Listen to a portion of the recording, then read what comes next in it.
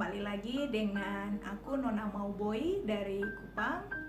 Masih dalam channel kesayangan kalian, My Story. Aku masih terus berbagi series kisah perjuangan perjalananku melewati masa kedukaan yang begitu berat.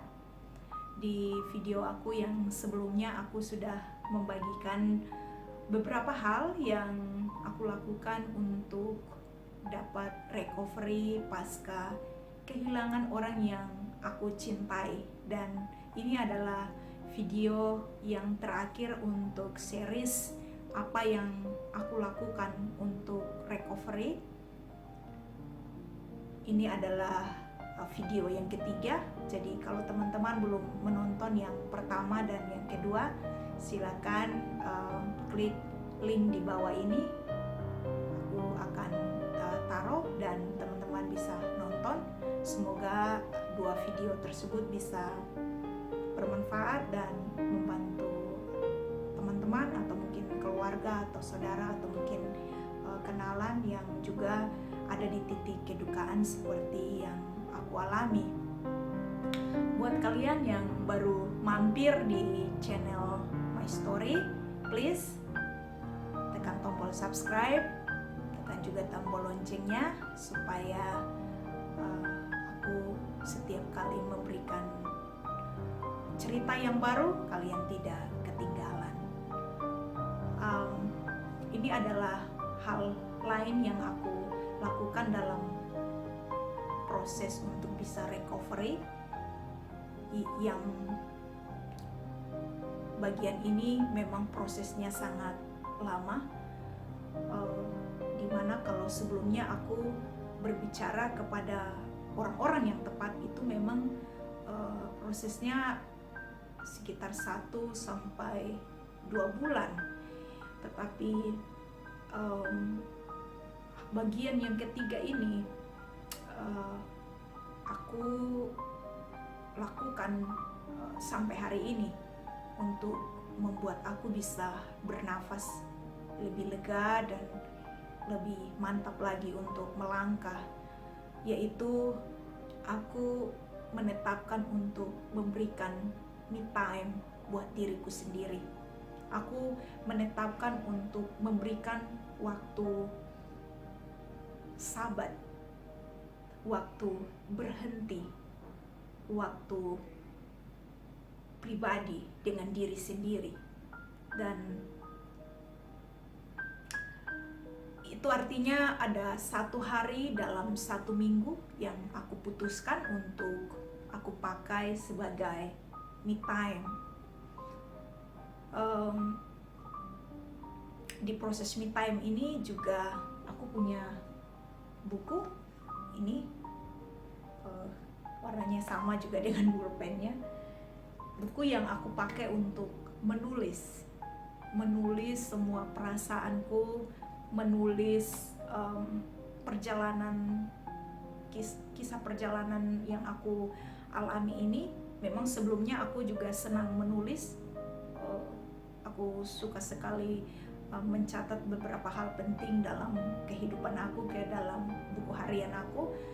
Tetapi di dalam masa duka ini, salah satu hal yang aku rutin lakukan juga adalah aku menulis di buku harian aku, dan itu membuat aku bisa melihat secara terperinci progres yang aku alami dari hari ke hari. Waktu me time yang aku lakukan itu seminggu sekali, dan biasanya macam-macam aku lakukan di waktu me time ini. Contohnya kadangkala saya pergi ke satu tempat saja, contohnya kayak ke pantai untuk beberapa jam. Di sana mungkin hanya santai atau makan sesuatu, minum sesuatu di sana, dan only me and myself. Nggak ada orang lain selain aku dan diriku.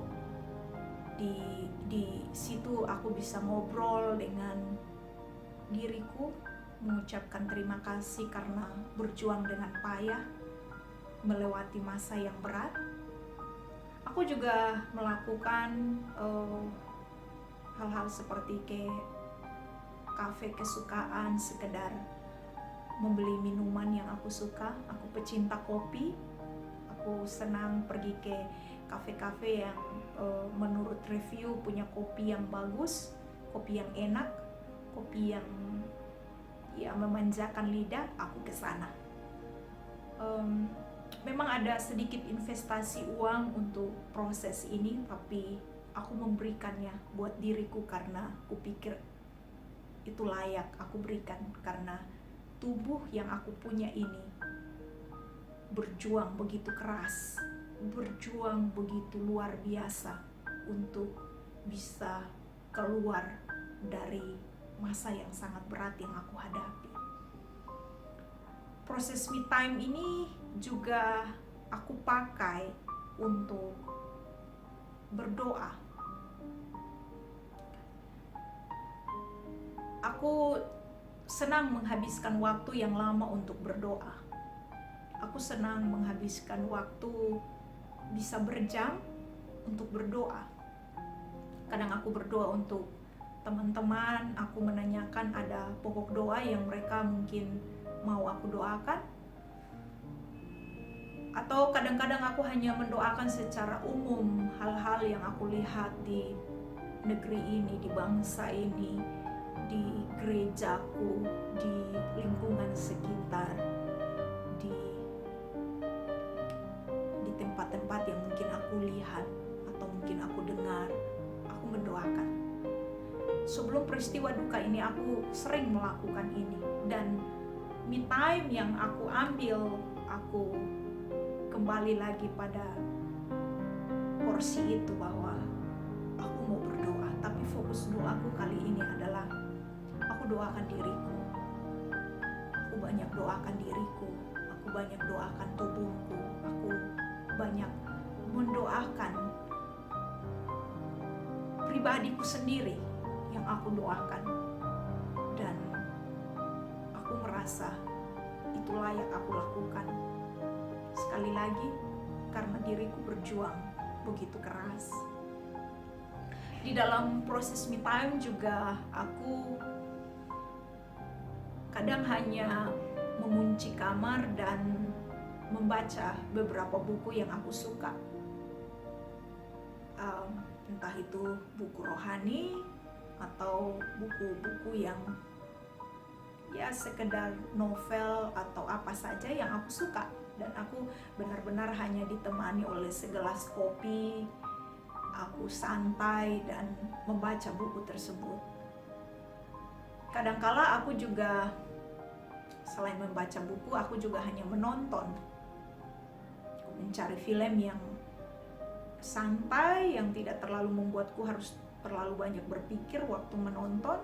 Dan aku menikmati nonton sambil menikmati secangkir kopi, ditemani snack, dan aku kasih buat diriku. Buat aku, keputusan untuk memberikan me time yang reguler buat aku secara pribadi itu sangat berperan positif dalam proses recovery aku. Di masa me time ini, aku pun coba lagi untuk memperbaiki beberapa hal yang sebelumnya itu sudah ada dalam vision board aku, sudah ada dalam target-target aku, tapi aku nggak bisa lagi sempat terhenti untuk memimpikannya atau melakukannya karena aku dihantam secara tiba-tiba dalam duka ini. Jadi dalam proses me time aku coba menyusun kembali mana yang bisa aku mulai lagi, mana yang bisa aku perbaiki. Aku gak memaksa diriku, gak memaksa sama sekali. Aku hanya coba menata kembali dan mana yang bisa aku lakukan. Itu itu aku lakukan. Dan kalau yang belum, aku seperti menaruhnya dalam antrian. Oke, nanti one day aku akan lakukan ini lagi. Dan aku jujur banget, ketika aku berduka, ada banyak mimpiku yang terbang dengan begitu saja, hilang. Bukan karena mimpi itu gak realistis, enggak, tapi karena mimpi-mimpi yang aku punya itu erat hubungannya dengan orang yang baru saja pergi meninggalkan aku untuk selamanya. Dan rasanya mustahil untuk aku wujudkan mimpi tersebut dengan diri sendiri. Dan dalam proses me time, aku coba menulis kembali mereka. Aku coba menulis kembali urutan-urutannya. Aku coba melihat kembali dan membayangkan kira-kira siapa lagi partner yang akan menggantikan posisi yang baru saja hilang ini. Di dalam proses me time ini, aku gak memberikan target buat diri aku, tapi aku hanya coba realistis. Aku hanya coba untuk memikirkan kembali. Dan dalam proses me time ini aku benar-benar merasakan dampaknya.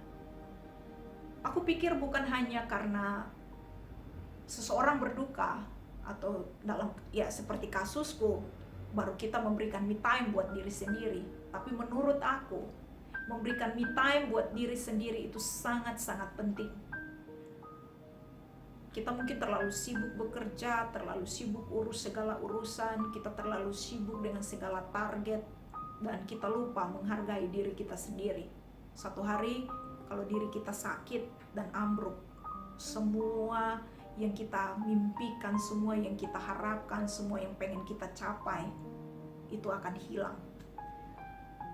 Jadi please, kasih me time buat diri sendiri dan kasih penghargaan buat dia, karena diri kita benar-benar berjuang, tubuh kita benar-benar berjuang. Bayangkan kalau tiap hari kita punya rutinitas 9 to 5 yang terlalu padat, atau mungkin dari subuh ketemu tengah malam yang begitu padat, dan kita sampai gak punya waktu untuk saraf-saraf kita benar-benar bisa rileks.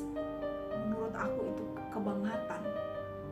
Menurut keyakinan imanku sebagai orang Kristen, Allah dalam proses penciptaan saja ada satu hari dia beristirahat dari semuanya, dan dia memberkati hari tersebut.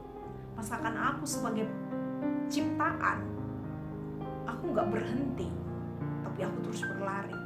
For what? Untuk apa?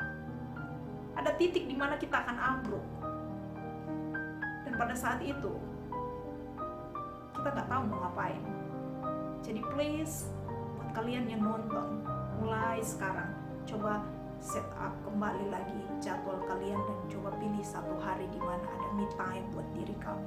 Mungkin hanya sekedar makan makanan kesukaan atau masak masakan kesukaan kalian, atau mungkin sekedar mengurung diri di kamar santai, atau mungkin perempuan ke salon, whatever, apa aja yang kalian mau lakukan, ya lakukan itu. Karena aku benar-benar merasakan manfaatnya begitu besar untuk proses recovery aku. Dan sampai hari ini aku memutuskan untuk terus lakukan. Karena aku tahu diri aku pantas dan layak mendapatkan itu. Jadi diri kamu pun pantas dan layak untuk dapatkan itu.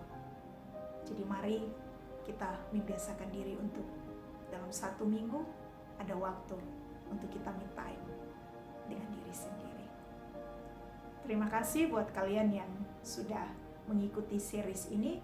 Semoga apa yang aku lakukan ini ada yang bisa kalian pakai untuk proses recovery kalian, atau mungkin untuk orang yang kalian cintai, kalian bisa bagikan apa yang aku lakukan ini.